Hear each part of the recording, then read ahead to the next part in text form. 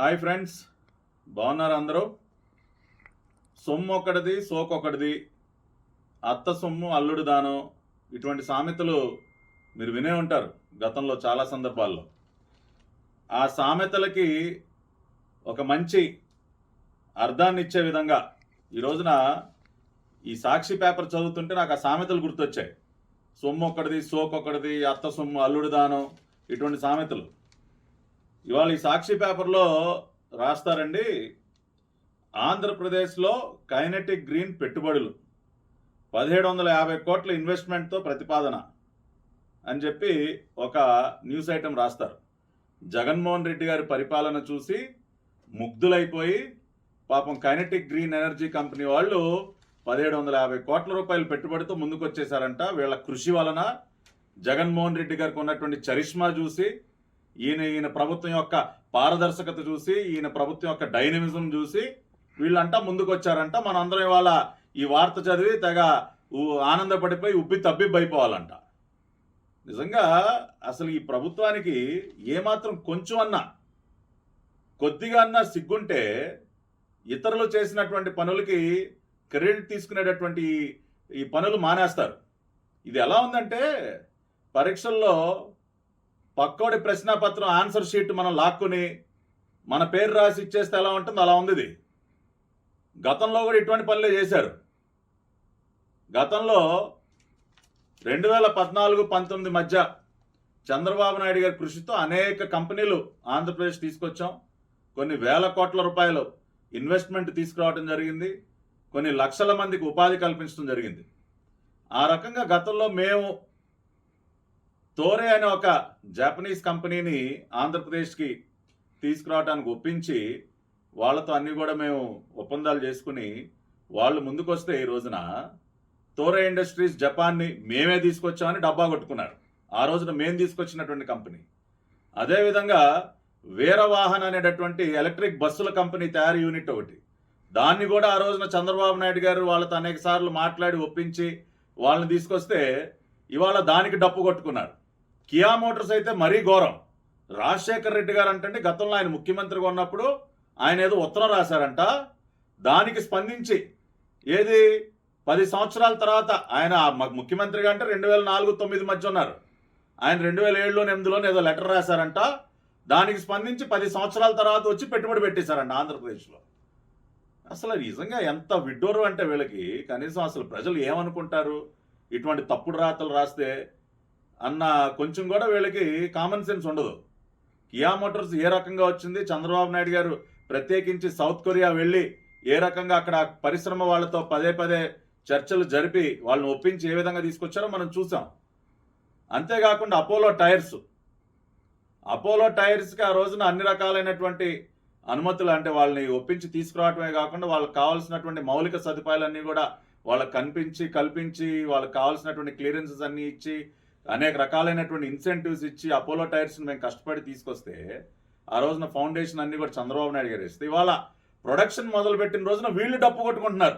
Apollo tyres అని ఈ YCP నాయకులందరూ ట్విట్టర్లో పోస్టింగులు.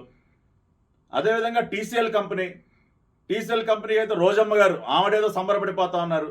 టీసీఎల్ కంపెనీని మేము తీసుకొస్తే మీరు సంబరాలు చేసుకునేది ఏంటండి? ఇంకా మెట్టెక్ జోన్, ఇది మరీ ఆశ్చర్యం.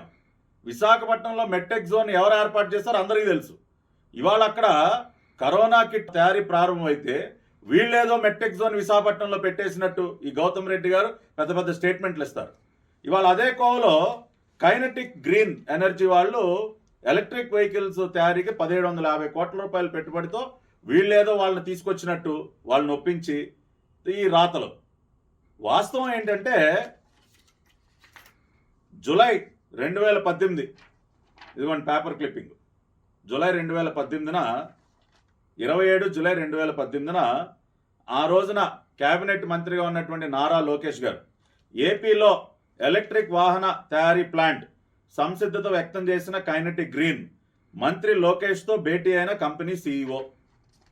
చూస్తున్నారు కదండి పేపర్ క్లిప్పింగు. ఆ కంపెనీ సీఈఓ అయినటువంటి సులజ్జా ఫిరోదియా మోత్వానీ, ఒక మహిళా పారిశ్రామికవేత్త, సీఈఓ కైనెటిక్ గ్రీన్ ఎనర్జీ కంపెనీకి. ఆవిడతో పాటుగా రితేష్, వాళ్ళ కంపెనీ ఎగ్జిక్యూటివ్ డైరెక్టర్ రితేష్, వీరిద్దరిని ప్రత్యేకంగా ఆంధ్రప్రదేశ్కి ఆహ్వానించి మన రాష్ట్రంలో పెట్టుబడి పెట్టాలని వాళ్ళతో చర్చించి వాళ్ళని ఒప్పించింది ఎప్పుడు?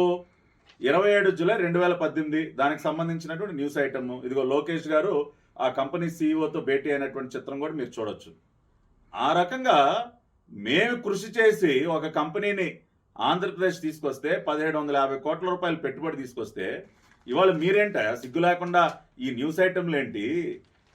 దీనికి తోడు ఆ ట్విట్టర్ పక్షి ఉన్నాడు ఒక వ్యక్తి, ఎప్పుడు ట్విట్టర్లో అది ఎగురుతూ ఉంటాడు, ట్విట్టర్లో రెట్టలేస్తూ ఉంటాడు ఆ ట్విట్టర్ పక్షి, విజయసాయి రెడ్డి గారు. ఆయన గారు knowing the charisma of Jaganmohan Reddy గారు కైనెటిక్ ఎనర్జీ వాళ్ళు 1750 కోట్ల రూపాయల పెట్టుబడి తీసుకొచ్చేసారంట అని ఆయన ఒక ట్వీట్ పెడతాడు. ఆయన అసలు ఏమన్నా వీళ్ళకి సిగ్గు అనేది ఉందా? విజయసాయి రెడ్డి గారి tweet, one more mega investment in AP. Luxury automobile manufacturer Lamborghini has come forward to manufacture electric vehicles. అంటే ల్యాంబోర్గినీ అనే కంపెనీ కైనెటిక్ గ్రీన్ ఎనర్జీతో 2018 ఫిబ్రవరి 2018 టోనియో ల్యాంబోర్గినీ అనే కంపెనీ కైనెటిక్ గ్రీన్ ఎనర్జీతో ఒప్పందం చేసుకుంది. ఎప్పుడు? ఫిబ్రవరి 2018. ఆ విషయం తెలుసుకుని లోకేష్ గారు వాళ్ళని ప్రత్యేకంగా ఆహ్వానించి చర్చలు జరిపి వాళ్ళని ఒప్పించింది జూలై 27, 2018. ఇవాళ ఈ ట్విట్టర్ పక్షి వాళ్ళు ఈయన మెసేజ్ పెడతారు, to manufacture electric vehicles in Andhra Pradesh with an estimated investment of 1750 crore. AP is the preferred destination for investments under the dynamic leadership of CM YS Jagan గారు. ఏంటా మీ డైనమిక్ లీడర్షిప్? ఇవాళ ఉన్న పరిశ్రమలన్నీ తిరిగి వెళ్ళగొట్టడంలో ఉంది మీ డైనమిక్ లీడర్షిప్. కాబట్టి ఇవాళ ప్రజలందరూ వాస్తవాలు తెలుసుకోవాలి. ఈ తప్పుడు రాతలు సొమ్ము ఒకటిది సోకొకటిది అన్న చందంగా ఆ రోజున మేము తీసుకొచ్చినటువంటి పరిశ్రమలన్నిటికీ వీళ్ళు హెడ్లైన్ రాసుకుని వీళ్ళు ఏదో పెద్ద దాని ఘనకార్యం సాధించినట్టు గౌతమ్ రెడ్డి గారు పెద్ద వీళ్ళ ప్రెస్ మీట్లు పెట్టి మరీ కూడా చెప్పటాలు, ఈ వార్తలు రాయటాలు, ఇవన్నీ దయచేసి నమ్మబాకండి. ఏపీలో ఆ రోజున కైనెటిక్ గ్రీన్ ఎనర్జీ ద్వారా ఎలక్ట్రిక్ వాహనాల తయారీకి సంబంధించి కంపెనీతో చర్చించి తీసుకొచ్చింది ఆ రోజున మంత్రిగా ఉన్నటువంటి నారా లోకేష్ గారు. దానికి సంబంధించినటువంటి ఆధారాలు కూడా ఈ రోజున మీ ముందు ఉంచుతున్నాం. కాబట్టి దయచేసి ఇటువంటి తప్పుడు రాతలు నమ్మబాకండి.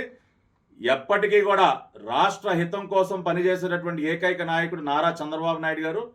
గతంలో హైదరాబాద్ను ఒక ఐటీ కేంద్రంగా మార్చి కొన్ని లక్షల మందికి ఏ విధంగా ఉపాధి కల్పించారో, ఆ తర్వాత 2014-19 మధ్య రాష్ట్రంలో ఉన్నటువంటి 13 జిల్లాలకి కూడా అనేక పరిశ్రమలు తీసుకొచ్చి దేశ విదేశాలు తిరిగి అనేక మంది పారిశ్రామికవేత్తలతో సమావేశమై వారిని ఒప్పించి వారికి అనేక రకాలైనటువంటి సౌకర్యాలు కల్పించి ఇన్సెంటివ్స్ ఇచ్చి రాష్ట్రానికి పెట్టుబడులు తీసుకొచ్చింది నారా చంద్రబాబు నాయుడు గారు. ఉపాధి కల్పించింది నారా చంద్రబాబు నాయుడు గారు ఇక్కడ ఉన్నటువంటి నిరుద్యోగ యువతకి.